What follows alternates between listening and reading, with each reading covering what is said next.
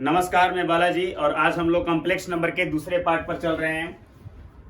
और हमने पिछले वाले वीडियो में कॉम्प्लेक्स नंबर के जो है इंट्रोडक्शन को देखा था। कॉम्प्लेक्स नंबर क्या होता है, उसका सम क्या होता है, उसका एडिशन क्या होता है, मल्टीप्लिकेशन क्या होता है, फिर जाकर के उसका मल्टीप्लिकेटिव इनवर्स हम लोगों ने देखा था, फिर जाकर के एडिटिव इनवर्स हम लोगों ने देखा था। और जैसे कि आज हम लोगों ने बोला है कि इसको हम लोग क्या करेंगे, इसका ग्राफिकली रिप्रेजेंटेशन देखने वाले हैं। ठीक है, तो बात करेंगे हम लोग graphically representation of complex number, या यूं बोल सकते हैं ग्राफ ऑफ कॉम्प्लेक्स नंबर।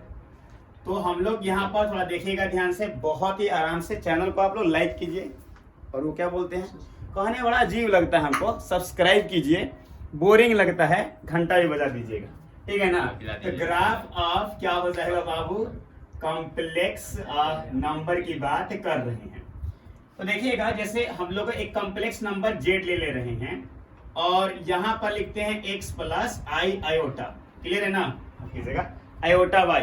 तो कॉम्प्लेक्स नंबर जो है हम लोग z बराबर आयोटा y क्या कर रहे हैं, लिख रहे हैं। और इसका जो है हम लोग क्या करेंगे, ग्राफ खींचने वाले हैं। तो पहले नंबर पर जैसे कि ग्राफ खींचने के लिए क्या क्या चाहिए, इस बात को थोड़ा ध्यान दीजिएगा। जिसको क्या हो गया है भैया, ग्राफ। तो देखिएगा, जैसे हम लोग पहले जो है किसी रियल नंबर का ग्राफ खींचते थे या दिखाते थे, तो दो प्रकार के एक्सिस का यूज करते थे। याद आ रहा है कुछ कुछ? जैसे कि पहले वाले को क्या बोलते थे हम लोग, वाई एक्सिस के नाम से जानते थे। 10वीं क्लास में से देखे थे, 10th स्टैंडर्ड तक, ठीक है ना। और ये वाला जो होता था उसको हम लोग एक्स एक्सिस के नाम से जानते थे। क्लियर है? यहाँ पर थोड़ी कहानी बदल जाएगी, ठीक है ना। ग्राफ ऑफ कॉम्प्लेक्स, और इसको हम लोग बोलते थे क्वाड्रेंट। क्या बोलते थे, कुछ याद आ रहा है? चतुर्थांश के नाम से जानते थे। हिंदी वाले विद्यार्थी बोलते थे क्वाड्रेंट, माफ कीजिएगा, इंग्लिश वाले क्वाड्रेंट बोलते थे, और इंग्लिश हिंदी वाले इसको जो है चतुर्थांश के नाम से जानते थे। यहाँ पर थोड़ी कहानी बदल जाएगी। उस समय ना हॉरिजॉन्टल एक्स एक्सिस को हम लोग हॉरिजॉन्टल लाइन को एक्स एक्सिस बोलते थे, और जो वर्टिकल लाइन था उसको हम लोग वाई एक्सिस के नाम से जानते थे। यहाँ पर क्या किया गया, वाई एक्सिस को नाम दे दिया गया imaginary Y axis. Imaginary Y axis मतलब जो भी इमेजिनरी पॉइंट आएगा इस पर लिखेंगे, जो आयोटा के साथ लगा हुआ। और इसको क्या बोलते थे हम लोग, real x axis. Real x axis कहने का मतलब इस पर रियल पार्ट को रखा जाएगा। क्लियर? तो जाहिर सी बात है ये हमारा क्या हो जाएगा, यहाँ पर ओरिजिन हो जाएगा। अब जैसे कि देख लीजिए, यहाँ पर आपको एक्स है, तो देखिए इसको अब क्वाड्रेंट ना बोल करके हम लोग क्या बोलते हैं, इसको अर्गंड बोला जाता है। एक यही जो है इसको हम लोग क्वाड्रेंट ना बोल करके ये बोलते हैं।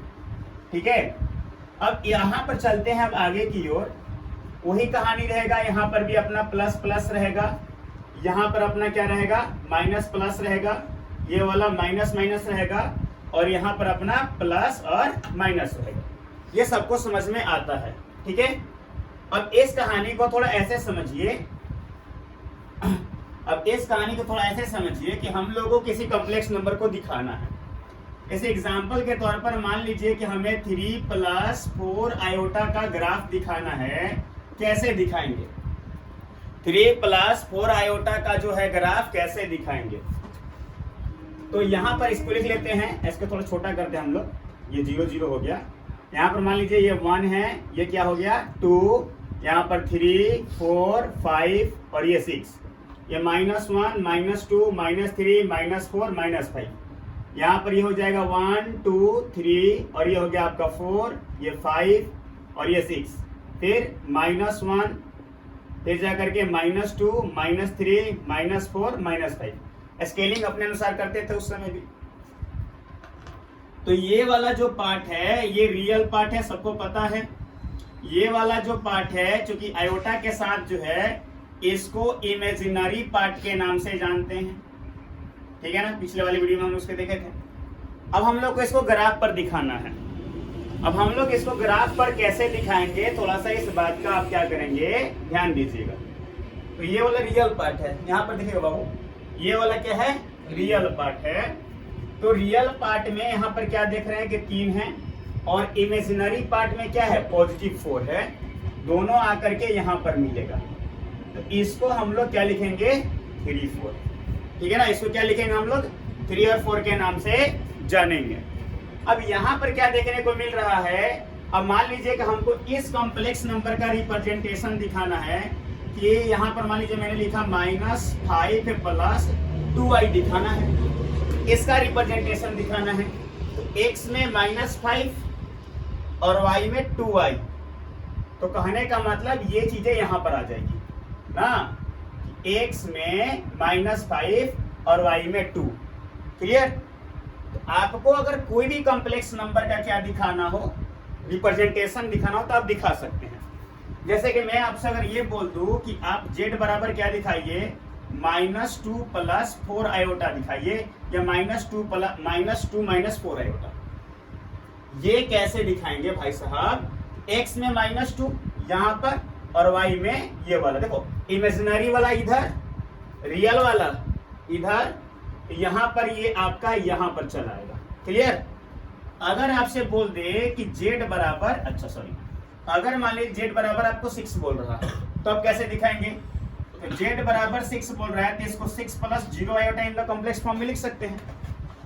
तो रियल पार्ट पर आपको 6 दिखाना है और इमेजिनरी पार्ट पर 0, तो यही पर आ गया। क्लियर। और अगर मान लीजिए z बराबर आपको 4i दिखाना है, कॉम्प्लेक्स फॉर्म में इसको लिखेंगे तो 0 प्लस 4 आयोटा हो जाएगा, मतलब आप यहाँ पर चले हैं एकदम से, कहां पर, इमेजिनरी y एक्सिस पर। ठीक है। अब आइए थोड़ा सा इसको और रिप्रेजेंटेशन देखते हैं कि किस तरीके से होगा।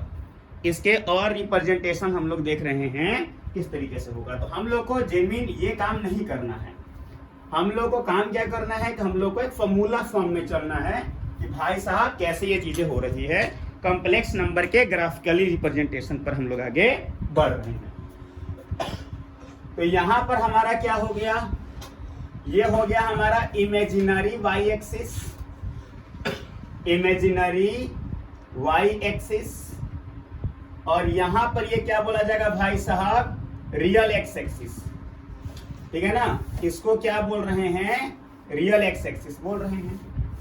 अब जब यहां पर कोई पॉइंट हमने x, y लिया, क्यों लिया मैंने, सॉरी, अगर यहां पर z बराबर plus x plus iota y, तो कहने का मतलब कि मान लेते हैं कि इसका यहां पर रिप्रेजेंटेशन कितना है, x और y है, मतलब कि रियल पार्ट पर इसने रियल में कितना x एक्सिस कवर किया है, यहां से x तक, और इमेजिनरी में कहां तक बाबू, y तक, ऐसे किया है। समझ रहे आप सभी लोग ना। जैसे 3,4 हम लोग क्या कर रहे थे, 3,4 हम लोग दिखा रहे थे, तो वहां पर लिखते थे ना कि x में 3 और y में कितना बाबू 4, इमेजिनरी पार्ट में y और रियल पार्ट में ये। अब भाई साहब क्या करते हैं, इसको यहां से ऐसे मिलाते हैं। क्लियर।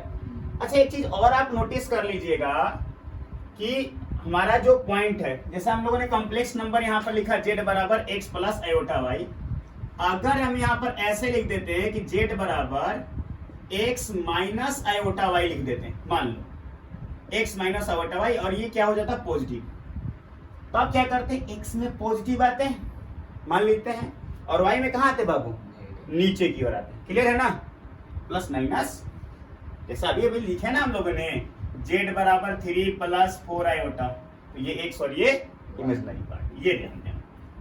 तो हम लोगों ने किसी भी कॉम्प्लेक्स नंबर z बराबर x प्लस आयोटा y को यहाँ पर रिप्रेजेंट किया, और ये भाई साहब कॉम्प्लेक्स नंबर जो है z, देखो इसको ऐसे लिख देते हैं ताकि कंफ्यूजन ना हो, x प्लस क्या हो जाएगा, आयोटा y, और भाई साहब ये क्या कर रहा है, x एक्सिस के साथ एक एंगल बना रहा है, इसको हम लोग क्या बोलते हैं, थीटा के नाम से जानते हैं। ये जो आपका थीटा होता है ना बाबू, इसको आर्गुमेंट बोलते हैं, क्या बोलते हैं, आर्गुमेंट के नाम से जानते हैं। अब कोई बोलेगा आर्गुमेंट क्या है, इसको एम्पलीट्यूड भी बोलते हैं और आर्गुमेंट भी बोलते हैं। आर्गुमेंट जो है किसी भी कॉम्प्लेक्स नंबर का पॉजिटिव एक्स एक्सिस के डायरेक्शन में बनाया गया क्या है बाबू, एंगल है, इसको हम लोग थीटा से क्या करते हैं, रिप्रेजेंट करते हैं। क्लियर। अब आइए इसको क्या करते हैं, हम लोग यहाँ पर मिलाते हैं। कॉम्प्लेक्स नंबर है, कॉम्प्लेक्स नंबर का कोऑर्डिनेट फॉर्म देख लिया हम लोगों ने ना, ग्राफिकली फॉर्म देख लिया। ये इसको ऐसे मिलाते हैं, इधर से भैया ये कितना डिस्टेंस कवर किया x, और इधर से भाई साहब ये कितना डिस्टेंस कवर किया है y। क्लियर है? ये हमारा 90 डिग्री हो जाएगा। अच्छा, ये हमारा ओरिजिन है, O है A00 ना। अब यहां से थोड़ा सा इस बात को आप नोटिस कीजिए, इससे और इसके बीच की दूरी निकालते हैं। मान लेते हैं ये O है, ये A कर देते हैं, और यहाँ पर क्या करते हैं बाबू, B कर देते हैं, और इसका लेंथ क्या मान लेते हैं हम लोग, R मान लेते हैं। तो जो R की जो वैल्यू होगी, याद आ रहा है आप लोग कुछ, बाय यूजिंग डिस्टेंस फॉर्मूला, क्या हो जाएगा, x माइनस 0 का स्क्वायर और y माइनस बाबू 0 का स्क्वायर, तो x square plus y square. अगर हमारे पास कोई कॉम्प्लेक्स नंबर x बराबर क्या है बाबू, z बराबर x प्लस आयोटा y है, तो under root X square plus Y square वास्तव में क्या कहलाएगा बाबू, बताइए लोग। हाँ, मॉडुलस ऑफ जेड कहलाएगा। रियल चीज तो यही है।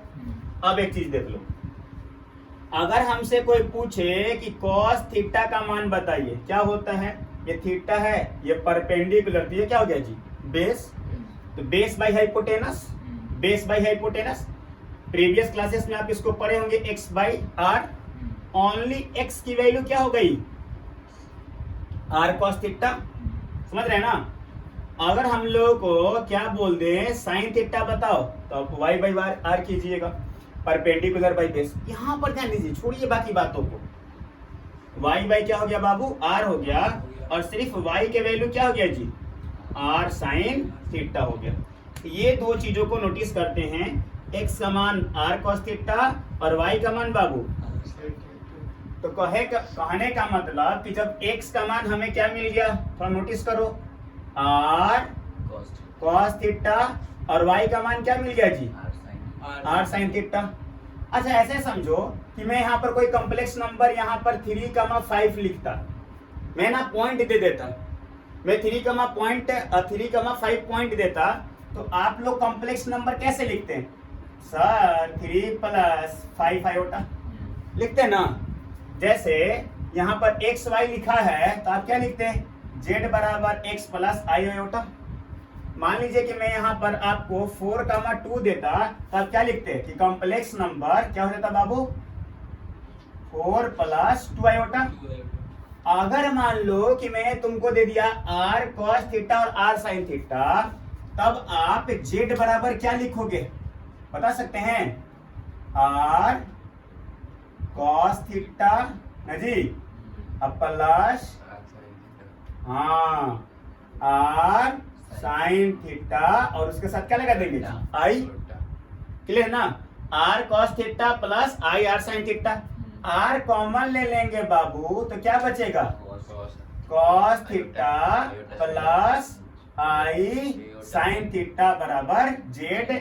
और यही जो इसका फॉर्म कहलाता है, इसको हम लोग क्या बोलते हैं जी, पोलर फॉर्म ऑफ ना कॉम्प्लेक्स नंबर, जहां पर थीटा क्या है बाबू, तो आर्गुमेंट। क्लियर, थीटा क्या है, आर्गुमेंट है। कहने का मतलब कि जैसे आपको एक क्वेश्चन यहां पर दे दिया, और क्वेश्चन क्या दे दिया है कि z बराबर √3 प्लस, माफ कीजिएगा, 1 प्लस √3 आई √3, ठीक है ना बाबू, सॉरी 1 प्लस क्या हो जाता है, √3 आई ना, 1 प्लस कितना है, √3 आई है। और बोल रहा है इसको कि चेंज इन किसमें बाबू, पोलर फॉर्म में लिखो। अब एकदम आप बच्चा हो, एकदम नादान हो, तो बोलोगे कि अच्छा सर, जैसे आपने इसका ग्राफ बनाया था, मैं भी क्या करूंगा वैसे ये ग्राफ बना लेता हूँ, मुझको तो कुछ पता नहीं है, मैंने जेन्युइन काम कर रहा हूँ, फिर मैं इसका एक शॉर्टेस्ट ट्रिक बताता हूँ, वहां पर कैसे निकाला जाएगा, मैंने इसको सॉल्यूशन कैसे करते हैं। तो आपके तो दिमाग में यही चल रहा है ना जी, क्या चल रहा है, अच्छा भैया यहाँ पर कहीं 1 रहा होगा और यहाँ पर जी √3 रहा होगा। क्लियर है, मतलब इसको जब ऐसे मिलाते हैं तो ये हमारा क्या बन गया जी, थीटा बन गया होगा। क्लियर है? तो हमें पोलर फॉर्म में आर चाहिए, तो आर बराबर क्या करते जी, मोड जेड। क्लियर है ना? अंडर रूट 1 का स्क्वायर प्लस बताइए रूट 3 का स्क्वायर कराते हैं तो 4 का, यहाँ पे क्या आता है 2 आ जाता, ये हमारा 2 हो गया ना। अब यहाँ पर इस बात को थोड़ा ध्यान दीजिएगा, ये इधर से 1 डिस्टेंस और इधर से बाबू रूट 3 डिस्टेंस। थीटा निकालने के लिए हम लोग कुछ भी यूज कर सकते थे, जैसे मान लीजिए cos थीटा कितना हो जाता है जी 1/2। cos कितने का वैल्यू 1/2 होता है पता है ना आप लोगों को? cos थीटा बराबर यहाँ पर क्या जाता है जी cos 60 डिग्री। थीटा की वैल्यू क्या आती है 60 डिग्री, और रेडियन में कन्वर्ट करना है तो क्या करते हैं जी 60 को पाई बाई 180 से मल्टीप्लाई करते हैं तो क्या मिलता है जी theta is equal to pi by 3 मिल जाता ना। और जब इसका पोलर फॉर्म हम लोग को लिखने की बात आती, क्या आती, पोलर फॉर्म लिखने की बात आती, तो हम लोग लिखते आर का मान कितना है जी 2, ठीक है ना? और यहाँ पर जी cos पाई बाई 3 अब plus Babu I sine pi by 3, कोई दिक्कत? तो ये जेन्युइन चीज है, मतलब कि पोलर फॉर्म में कन्वर्ट करने के लिए दो चीजों की आवश्यकता है, एक तो उसका ओरिजिन से डिस्टेंस, और उसके बाद उसने पॉजिटिव एक्स एक्सिस पर कितना एंगल बनाया है। तो इसका आप लोग स्क्रीनशॉट लेंगे और फिर हम लोग चलेंगे कि अब हमें किसी भी कॉम्प्लेक्स नंबर का पोलर फॉर्म जो है किस तरीके से निकाला जाता है, इस पर बात करेंगे। ये तो एक जेन्युइन मेथड है। अब बार बार आप एग्जाम में ग्राफ तो नहीं खींचोगे, हो सकता है गलत हो सकता है, तो इसीलिए हम इसको रफ करते हैं और अब सीधे हम लोग पोलर फॉर्म पर ही बात करेंगे। तो आर्गुमेंट निकालने के लिए ट्रिक बताएंगे। चलिए तो चलिए, हमारे पास ये पोलर फॉर्म है जिसको हम लोग यहाँ पर ऐसे लिखते हैं, इसको छोड़ देते हैं ना। आइए, तो बार बार ग्राफ का सहारा नहीं लेंगे भाई साहब। चलिए, तो सबसे पहले क्या करते हैं, आर्गुमेंट निकालते हैं। क्या निकालते हैं बाबू हम लोग? आर्गुमेंट निकालते हैं। तो यहां पर देखिएगा, आर्गुमेंट को क्या बोलते हैं बाबू? थीटा बोलते हैं। और जो हमारा प्रिंसिपल आर्गुमेंट होता है ना, क्लियर है, जो प्रिंसिपल आर्गुमेंट होता है जो थीटा बोलते हैं हम उसको, वो हमारा क्या होता है -पाई से बड़ा और फिर जी पाई तक, इतना कहीं वो क्या रहेगा, रेंज में रहेगा। इस बात का ध्यान दीजिएगा।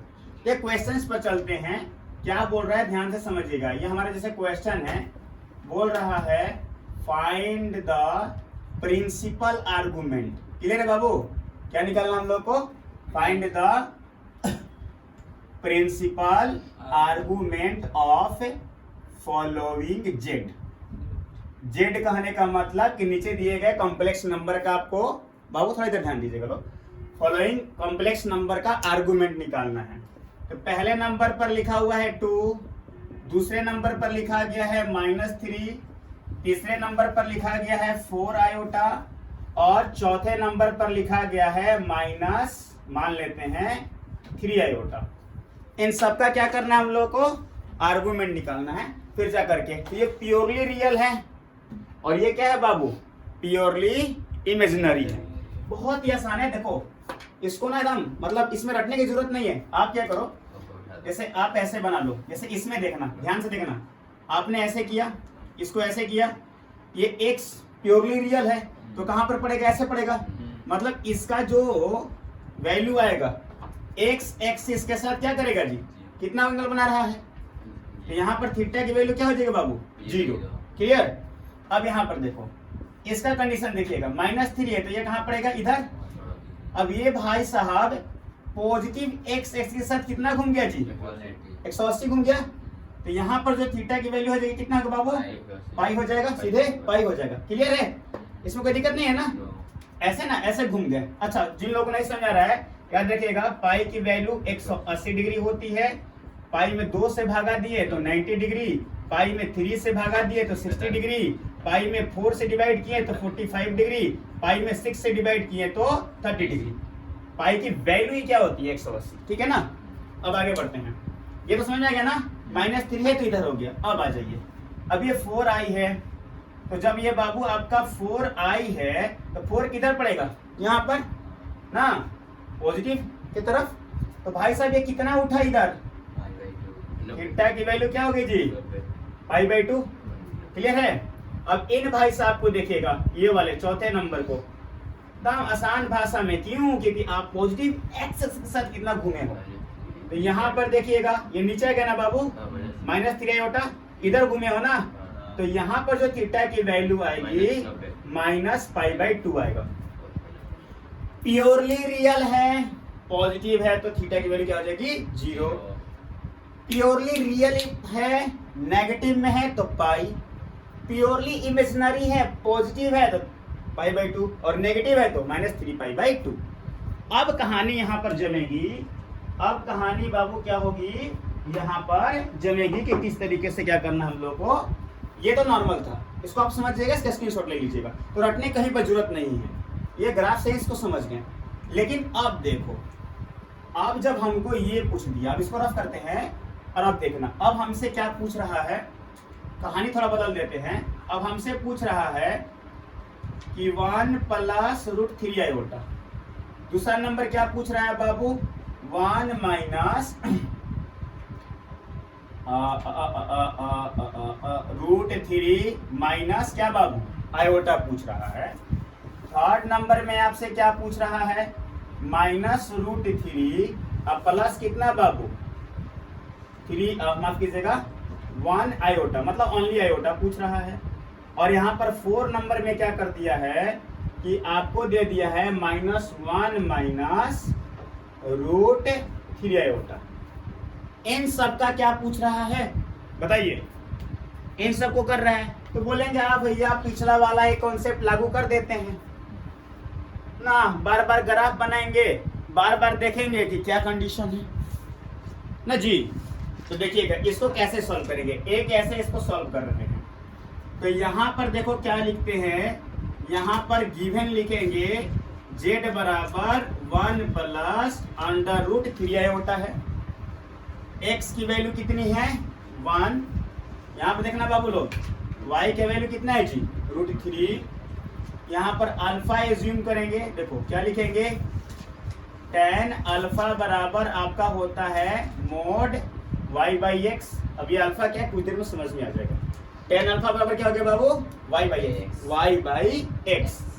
तो फिर क्या लिखे बाबू यहाँ पर, tan अल्फा बराबर y की वैल्यू कितनी है जी √3/1, मतलब कि ऐसे समझो, यहाँ पर क्या हो गया, tan अल्फा बराबर √3।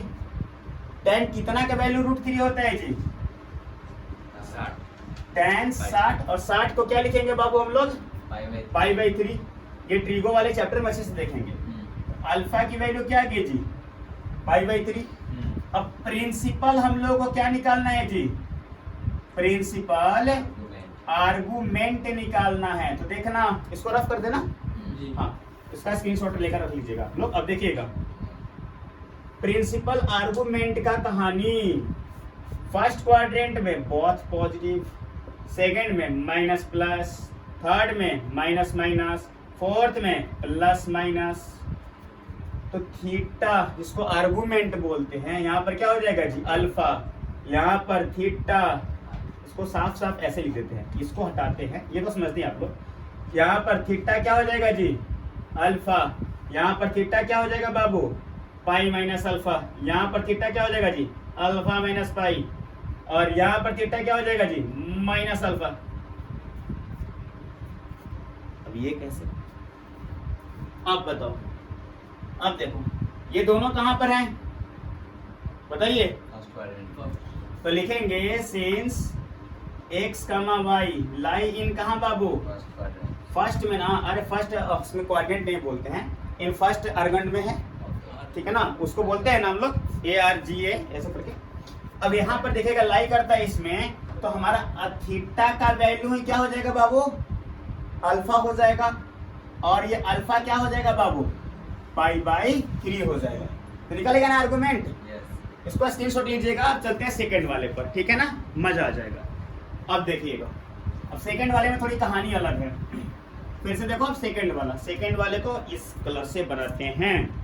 जो सेकेंड वाले को जब इस कलर से बनाएंगे तो देखो यहाँ पर x की वैल्यू क्या, पहले तो लिखेंगे z बराबर कितना है √3 माइनस आयोटा, x बराबर √3, y बराबर -1, इन्हें आयोटा ही मत लिख देना ना। तो अब हमारा जो मिलेगा क्या बाबू, tan अल्फा बराबर क्या हो गया मोड y/x, पॉजिटिव मान निकालते इसलिए मोड लगा देते हैं हम लोग। तो tan ना बाबू tan अल्फा बराबर y की वैल्यू कितनी है जी -1, क्लियर है ना, और x की वैल्यू कितनी है बाबू √3, बाई फिल्ट्रेट होकर क्या निकला 1/√3। tan अल्फा बराबर tan कितना का वैल्यू जी 30 डिग्री का, और 30 को क्या लिखते हैं जी π/6, अल्फा बराबर क्या निकला π/6। बट अभी हम लोग को आर्गुमेंट चाहिए, तो एक्स वाई लाई करता है कहां पर बताइए जी, एक्स वाई लाई करेगा कहां पर, प्लस है और माइनस है, प्लस है और क्या है बाबू माइनस में, 4 में है, तो यहाँ पर थीटा की वैल्यू क्या हो जाती है बाबू माइनस अल्फा, क्या हो जाता है थीटा का जो वैल्यू है कितना हो जाता है माइनस अल्फा। तो ये जो हमारा थीटा है वो -π/, क्या हो जाएगा 6 हो जाएगा। आर्गुमेंट निकल गया। अगले वाले सवाल में चलते हैं, मैंने सारे क्वाड्रेंट वाला पकड़ लिया है, सब क्वाड्रेंट का ऐसे करके, इसको रफ करें, अच्छा लग रहा होगा, जो अलग था वो भी देख लिया हम लोगों ने। अब आ जाते हैं इस पर। अब हम लोग जब इस पर आएंगे तो इसकी कहानी थोड़ी और अच्छी लगेगी आप लोगों को। अब यहाँ पर देखो थर्ड नंबर बाबू, z की वैल्यू क्या है -3 प्लस आयोटा है, x बराबर -3, y बराबर 1, tan अल्फा बराबर y/x, क्या हो गया बाबू 1/√3 ना। tan अल्फा बराबर tan कितना बाबू बताइए लोग, tan π/6, अल्फा की वैल्यू कितनी आएगी जी π/6। बट ये थी क्या करता है जी z लाई इन, ये शैतान बच्चा है, ये बहुत मास करता है। यहाँ पर देखिएगा z लाई इन कहाँ पर बाबू बताइए, माइनस प्लस है ना, कहाँ पर सेकंड में, और सेकंड में क्या होता है बाबू थीटा बराबर क्या हो जाएगा π-अल्फा, ठीक है π/6, थीटा की वैल्यू हो गई आपकी कितनी बाबू 5π/6। क्लियर। ये भाई साहब हम आप लोगों पर छोड़ते हैं, कमेंट में लिख दीजिएगा, ठीक है। अब आते हैं सीधे तौर पर कि किस तरीके से पोलर फॉर्म निकाला जाता है। तो अगर मान लो कि इसका पोलर फॉर्म दे दिया, क्या बोलते हैं बाबू, इस क्वेश्चंस में अगर बोल दे कि इसका पोलर फॉर्म बताओ, तो पहले तो मोड z निकालिए, याद आ रहा है बाबू, क्या हो जाएगा √/-√3 का स्क्वायर प्लस 1 का स्क्वायर, 2 हो गया ना जी, हाँ। और इसका जो है बाबू लोग पोलर फॉर्म जो होगा वो z बराबर r cos theta plus i sin theta, z बराबर r, ये कॉमन है। अब देखिएगा r का मान कितना का 2 ना, ठीक है, और cos थीटा की वैल्यू क्या होगी जी 5π/6 प्लस i sin 5π/6, सॉरी यहाँ पर 5 है, यहाँ पर 5 है। ओवर। तो अगले दिन हम लोग सॉल्यूशंस पर मिलेंगे, क्वाड्रेटिक इक्वेशंस जिनका कोई रियल वैल्यूज नहीं आता है, उनका कॉम्प्लेक्स सॉल्यूशन कैसे आएगा, मिलते हैं अगले दिन। धन्यवाद।